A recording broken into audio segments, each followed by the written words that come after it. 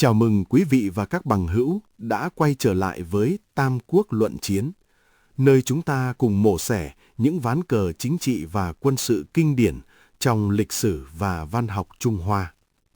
Hôm nay, chúng ta sẽ ngược dòng thời gian về năm Kiến An thứ 13. Hãy tưởng tượng, giữa lúc phương Bắc, Tào Tháo đã bình định xong Viên Thiệu, uy chấn Hoa Hạ, chuẩn bị đem quân xuống miền Nam để quét sạch các thế lực cát cứ. Trong khi đó, tại thành Tân Giã nhỏ bé, Lưu Bị, người mang danh Hoàng Thúc, nhưng thực chất vẫn là kẻ không mảnh đất cắm rủi, đang loay hoay trong vòng vây của định mệnh. Chính tại thời khắc sinh tử ấy, một con rồng ẩn mình từ vùng Long Trung đã xuất thế. Nhưng liệu ngọa long có thể bay cao khi chưa có lấy một chiến công lận lừng? Liệu những vị dũng tướng vạn người không địch nổi như Quan Vũ, Trương Phi có chịu cúi đầu trước một thư sinh mặt trắng tay cầm quạt lông vũ? Câu trả lời nằm ở một địa danh sẽ mãi mãi khắc sâu vào lịch sử quân sự, Gò Bác Vọng. Trận đánh này không chỉ là một chiến thắng quân sự, nó là bản tuyên ngôn của một thiên tài, là phát xung đầu tiên khẳng định lửa thiêu Bác Vọng, uy chấn thiên hạ. Mời quý vị cùng bước vào kịch bản chi tiết của tập phim hôm nay. Hồi 1. Lửa thử vàng, sự hoài nghi tại Tân Giã. Bối cảnh lúc bấy giờ, Lưu Bị sau 3 lần hạ mình cầu hiền, tam cố Thảo Lư, đã mời được Gia Cát Khổng Minh về làm quân sư. Lưu Bị mừng rỡ như cá gặp nước, đêm ngày cùng Khổng Minh bàn luận việc thiên hạ, ăn cùng mâm, ngủ cùng giường. Thế nhưng trong nội bộ phe Thục Hán lúc ấy, một cơn sóng ngầm đang cuộn chảy.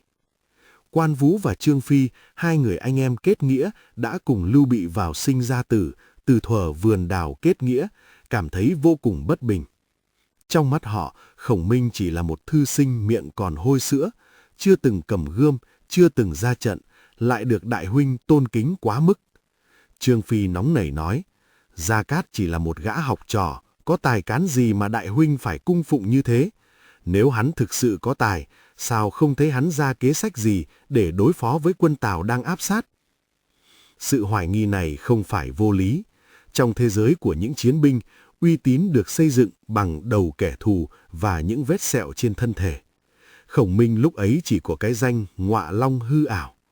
Ngay cả khi tin tức Hạ Hầu Đôn dẫn 10 vạn đại quân tiến đánh Tân Giã truyền đến, Quan và Trương vẫn mỉa mai.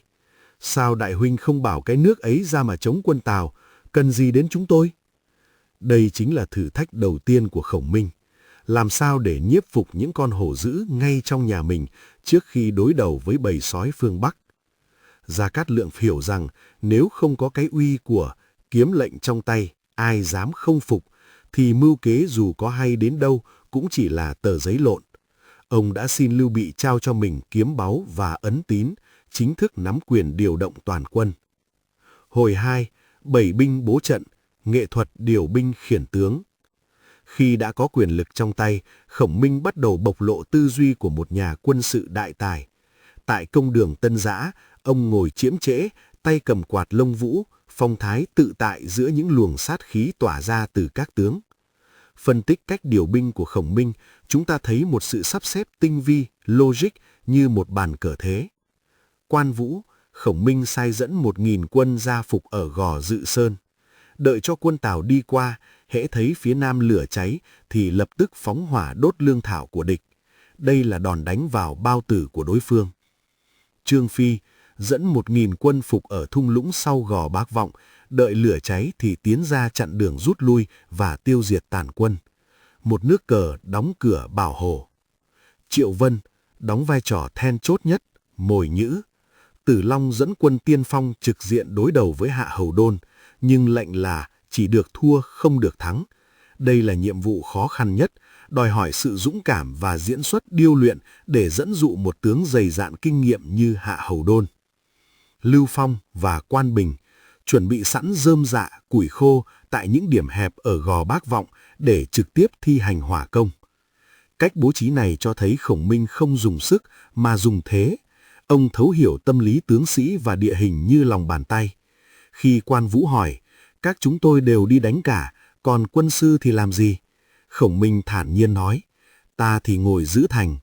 Câu trả lời ấy khiến Trương Phi cười khẩy, nhưng họ không biết rằng bộ não thiên tài ấy đang vận hành cả một thế trận đồ bát quái khổng lồ mà Gò Bác Vọng chính là cái cửa tử.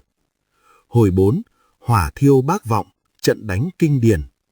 Hạ Hầu Đôn, một viên mãnh tướng của Tào Tháo, dẫn 10 vạn đại quân với tâm thế khinh khỉnh. Hắn coi Tân Giã chỉ là một cái hố bùn và Lưu Bị là một kẻ bại trận chạy vạy khắp nơi.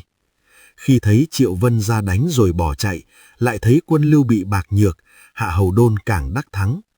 Bất chấp lời cảnh báo của Phó tướng Lý Điển về việc địa hình chật hẹp, dễ bị hỏa công, Hạ Hầu Đôn vẫn thúc quân tiến sâu vào đường hẹp Gò Bác Vọng. Trời về chiều, gió nổi lên mạnh mẽ, một yếu tố mà Gia Cát dự liệu như thần đã tính toán từ trước. Ngay khi quân Tào nằm gọn trong vòng vây của rừng cây và lau sậy, hỏa tiễn từ 4 phía bắn xuống, rơm rạ và thuốc cúng đã phục sẵn lập tức bùng cháy. Lửa thiêu Bác Vọng không chỉ là một ẩn dụ, đó là một địa ngục thực sự. Quân Tào giẫm đạp lên nhau mà chết, tiếng gào thét vang trời. Trong ánh lửa ngút trời ấy, Triệu Vân quay giáo đánh bật lại, Quan Vũ và Trương Phi từ hai phía đánh kẹp vào. 10 vạn đại quân tinh nhuệ phương Bắc tan rã trong chớp mắt trước vài nghìn quân Tân Giã. Hạ Hầu Đôn phải phá vòng vây, chạy bán sống bán chết về Hứ Đô. Chiến thắng này vang dội đến mức nó làm rung chuyển cả triều đình Tào Tháo và khiến cái tên Gia Cát Khổng Minh trở thành nỗi ám ảnh của quân Tào từ đó về sau. Hồi 4, phân tích chiến thuật chuyên sâu. Tại sao lại là hỏa công? Tại sao một vị tướng lão luyện như Hạ Hầu Đôn lại mắc những sai lầm sơ đẳng như vậy? Thứ nhất, về mặt địa lợi, Gò Bác Vọng là nơi đường xá chật hẹp, hai bên là rừng cây rậm rạp. Trong binh pháp, đây gọi là tử địa nếu bị hỏa công, vì quân Đông không triển khai được đội hình, tiến thoái lưỡng nan. Gia Cát Lượng đã biến ưu thế về số lượng của quân Tào thành điểm yếu tử huyệt. Thứ hai, về mặt tâm lý chiến, Khổng Minh khai thác triệt để sự kiêu ngạo của Hạ Hầu Đôn. Đôn vốn coi thường Lưu Bị, nay lại nghe tin một kẻ vô danh như Khổng Minh cầm quân nên càng chủ quan. Những trận thua giả của Triệu Vân là liều thuốc độc ngọt ngào dẫn dụ quân Tào vào chỗ chết. Thứ ba, sự phối hợp thiên thời. Khổng Minh hiểu rõ khí hậu vùng này, ông biết thời điểm nào gió sẽ nổi lên để tiếp sức cho lửa. Đây chính là biểu hiện của việc trên thông thiên văn, dưới tường địa lý. Ý nghĩa của trận đánh này vượt xa một chiến thắng quân sự thông thường, nó là lời giải cho bài toán niềm tin. Sau trận này, Quan Vũ và Trương Phi đã hoàn toàn tâm phục khẩu phục, quỳ xuống trước ngựa của Khổng Minh để tạ lỗi. Kiếm lệnh trong tay, ai dám không phục, giờ đây không còn nhờ vào quyền lực của Lưu Bị, mà nhờ vào chính tài năng xuất quỷ nhập thần của Khổng Minh. Ông đã xác lập vị thế tuyệt đối của mình, trở thành linh hồn của phe Thục Hán. Hồi 5. Góc nhìn đa chiều, hư cấu và thực tại. Chúng ta cần công bằng khi nhìn nhận lịch sử. Theo Tam Quốc Chí của Trần Thọ, phần chính sử, trận Bắc Vọng thực tế diễn ra vào năm 202 và người chỉ huy đánh bại Hạ Hầu Đôn chính là Lưu Bị, trước khi Khổng Minh xuất sơn. Tuy nhiên, trong Tam Quốc diễn nghĩa, La Quán Trung đã mượn chiến công này để gán cho Khổng Minh. Tại sao tác giả lại làm như vậy? Đó là một thủ pháp nghệ thuật đỉnh cao để xây dựng hình tượng nhân vật. Trận Bắc Vọng là bước đệm cần thiết để đẩy cao kịch tính cho đại chiến Xích Bích sau này. Nó minh chứng cho triết lý. Trong chiến tranh, trí tuệ luôn đứng trên sức mạnh cơ bắp. Từ trận chiến này, chúng ta học được bài học về lòng tin và sự dụng nhân. Lưu Bị đã đặt trọn niềm tin vào một người trẻ tuổi, bất chấp sự phản đối của những người thân cận nhất. Còn Khổng Minh đã đáp lại bằng sự cúp cung tận tụy đến chết mới thôi, bắt đầu từ việc nhỏ nhất là ổn định nội bộ đến việc lớn lao là định ra thế chân vạc. Kết.